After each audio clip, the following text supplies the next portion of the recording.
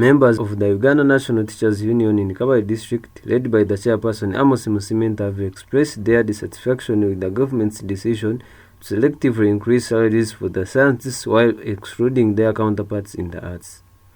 This concern was raised during the Teachers' Day celebrations held at Kirigime Guest House, Kabale Municipality, where a large gathering of teachers and key district figures were in attendance.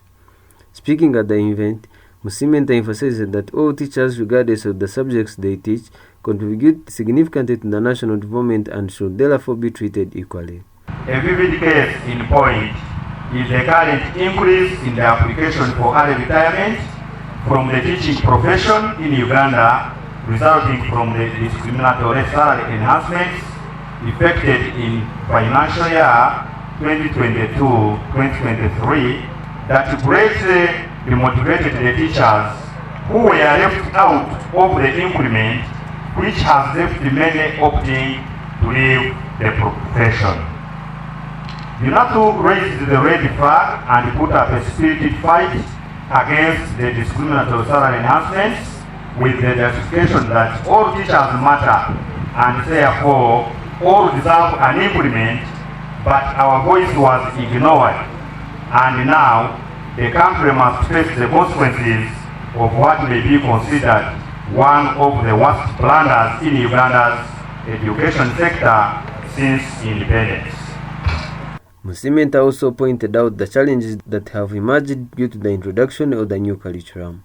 He noted that both the teachers and the students were insufficiently prepared for the change and also limited training, which has exacerbated to the difficulties faced in adapting the new teaching requirements. Furthermore, in 2020, UNATU raised another red flag about the dangers of implementing the new lower secondary school curriculum without adequate planning and preparation of the teachers.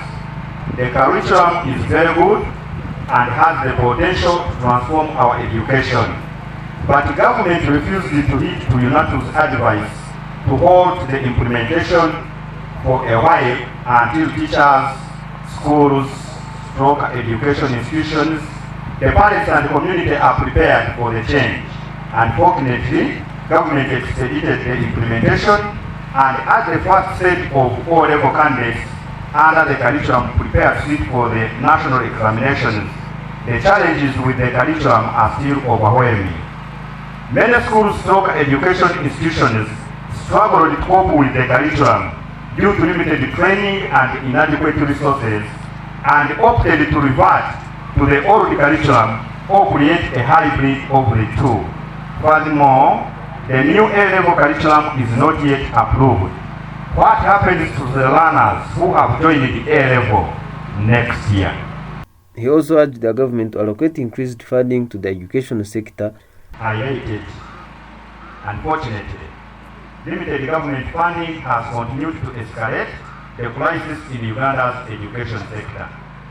The time for increased investment in education is now. Urgent call to government: increase funding for public education. Representing the Chief Administrative Officer Kabale, Gordon Manzi encouraged the teachers to focus on continuous professional development and acquire skills in computer literacy, recognizing the shift towards the digital economy. If you talk about the SDG number 4, the same story.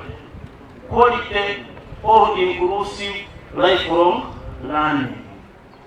Emphasizing quality education for all girls and boys, men and women, that should be replicated after schooling. So that is the input which can only be achieved when you have quality teachers like you. So of course, that's what you have here is, in order to have those areas successful, we need quality teachers. And the quality teachers are what you have in Uganda. And to be a quality teacher, you should be having continuous professional development. As a teacher, every day you should be updated. And of course, I know currently updates are there. Because we also say in teaching, we are now moving toward what we call e-learning and e-teaching. And I think some of these things came when, of course, we had COVID. but then they should be the way to go, especially when you have this digitalization. And we are encouraging teachers, if you get access or chance, please learn some skills of computer, because that's where we are heading to. He also reassured the teachers that the delayed June salaries will be paid soon and urged them to remain hopeful, noting that the district leadership is committed to resolving the issue. We don't say to inform them that money was what? But the other choice is the issue was raised and now it is going to be addressed from, of course, the knowledge of sources and the evidence that we have at our district government.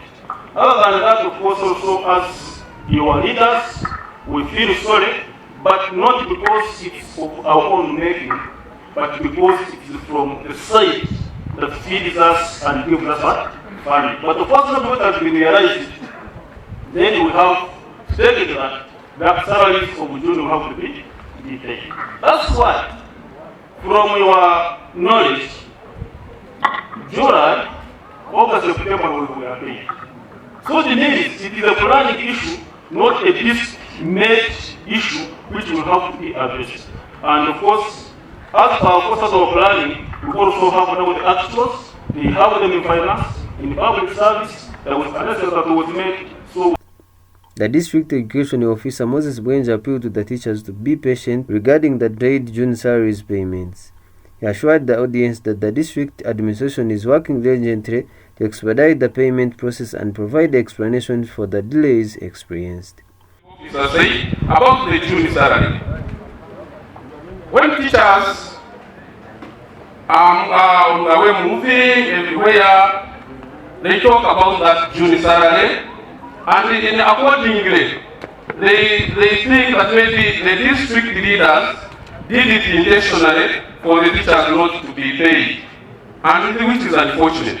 So, like he said, you know, we had there was the payroll audit for all public servants in the country.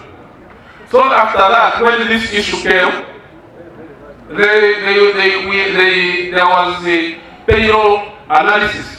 Now they analyzed the number of civil servants we have vis-a-vis the wage budget we have.